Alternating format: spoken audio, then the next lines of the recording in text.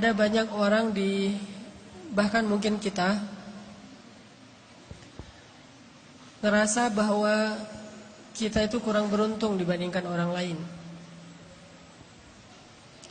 Ngerasa bahwa kayaknya Allah nggak adil sama kita. Karena kita melihat orang lain mendapatkan banyak nikmat, sedangkan kita enggak. Kita ngerasa kayak orang yang paling dicurangin dalam hidup oleh Allah Subhanahu wa taala. Kita ngerasa kayaknya orang yang paling sengsara di antara semua manusia. Ketika kita membandingkan hidup kita dengan hidup orang lain. Kalau kita pernah ngerasa kayak gitu, gara-gara kita sedang diuji oleh Allah dengan satu masalah, pasti kita berarti belum mengenal Allah Subhanahu wa taala. Ada orang yang diuji mungkin dengan ujian fisik. Dan kadang-kadang itu bukan ujian sebetulnya. Dia aja yang tidak mampu bersyukur atas nikmat fisik yang Allah berikan.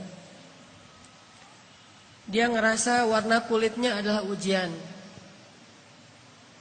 Kayak saya gitu. Alhamdulillah ini mah bukan hitam, eksotis.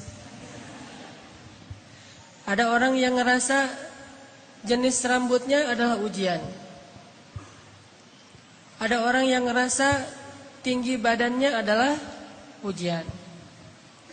Ada orang yang ngerasa bentuk hidungnya adalah ujian. Ada orang yang ngerasa gemuk dan kurusnya adalah ujian. Ada orang yang bahkan ngerasa nasab keturunan adalah ujian. Sehingga bagi dia menjadi orang yang paling tidak beruntung karena diberikan fisik yang menurut dia tidak ideal. Ini pasti orang gak kenal Allah Subhanahu wa ta'ala. Kalau dia kenal Allah Subhanahu wa ta'ala, maka dia akan melihat sebaliknya. Kalau dia kenal Allah Subhanahu wa ta'ala, alih-alih dia mengeluhkan nikmat, justru dia makin bersyukur kepada Allah. Ada juga orang yang merasa dirinya paling menderita karena melihat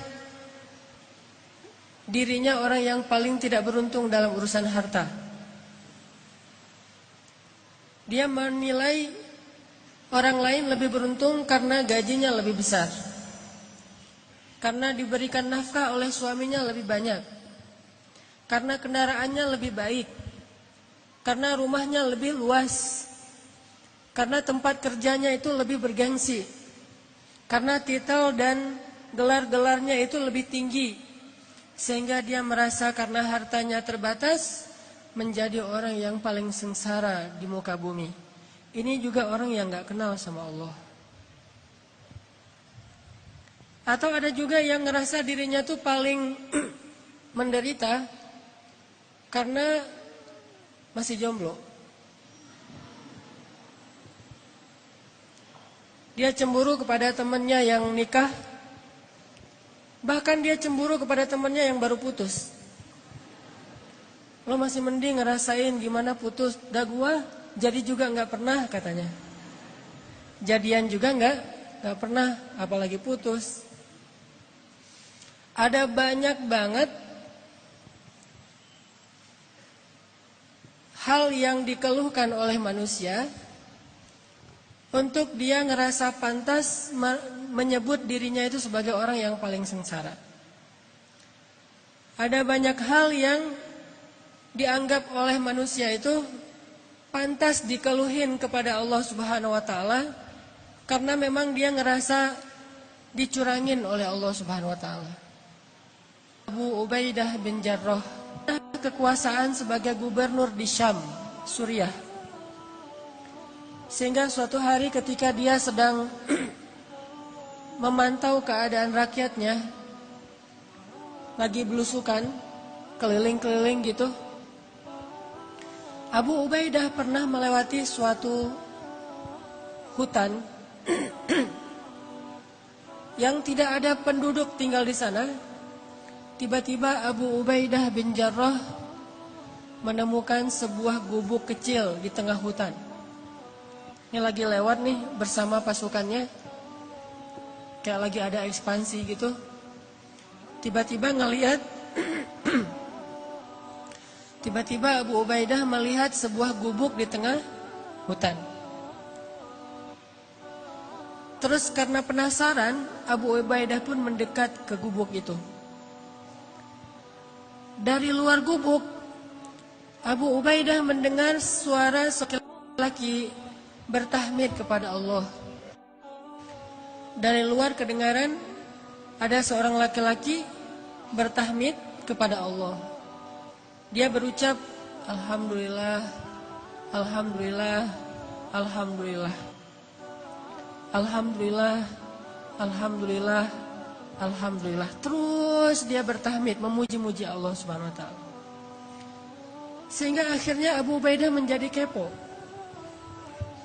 Mulailah Abu Ubaidah stalking, ngepoin, ini siapa nih yang punya akun?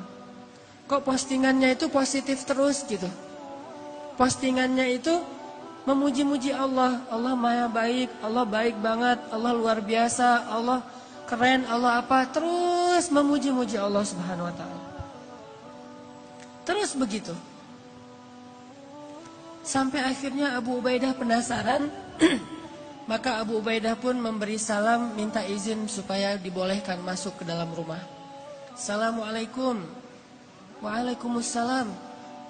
Boleh saya masuk? Adkhul, kata Abu Ubaidah. Silakan, silakan. Akhirnya Abu Ubaidah pun masuk ke dalam rumah itu. Sementara prajurit-prajuritnya menunggu di luar.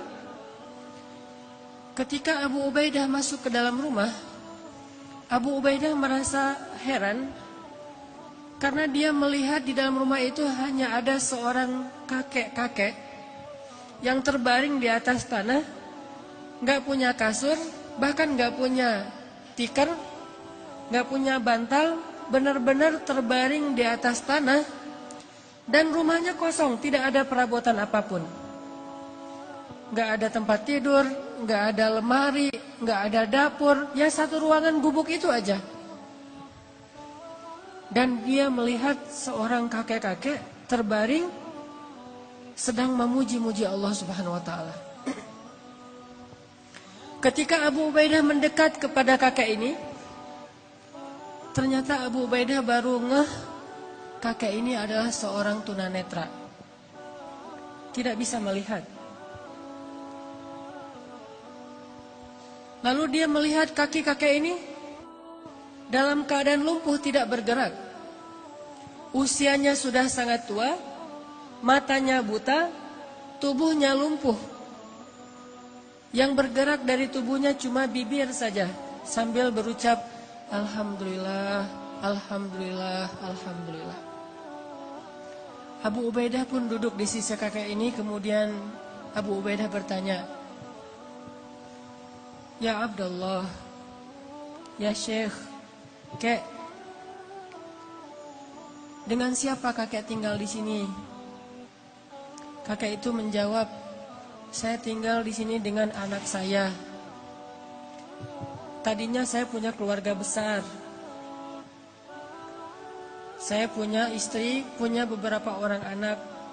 Tapi istri saya sudah meninggal, anak-anak saya sudah meninggal, cuma tinggal satu orang. Terus kakek kenapa tidur di sini?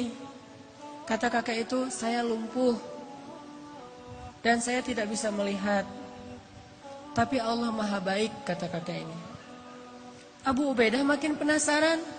Orang miskin, sebatang kara, lumpuh, udah tua, gak bisa ngelihat, gak punya siapa-siapa kecuali anaknya satu-satunya.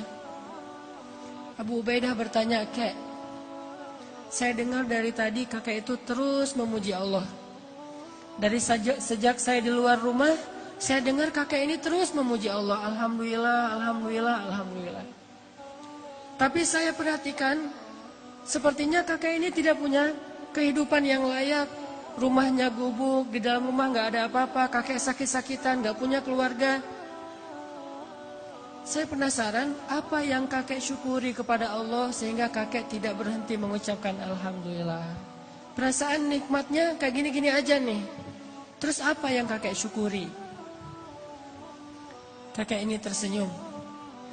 Kemudian kakek ini mengatakan, wahai Tuhan, ada 2 nikmat yang diberikan Allah kepada saya, dan itu lebih saya cintai daripada dunia dan seisinya.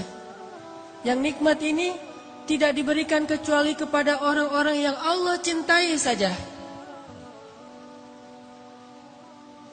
Ada 2 nikmat yang diberikan Allah kepada saya, yang nikmat ini khusus hanya diberikan oleh Allah kepada hamba-hamba yang Allah cintai.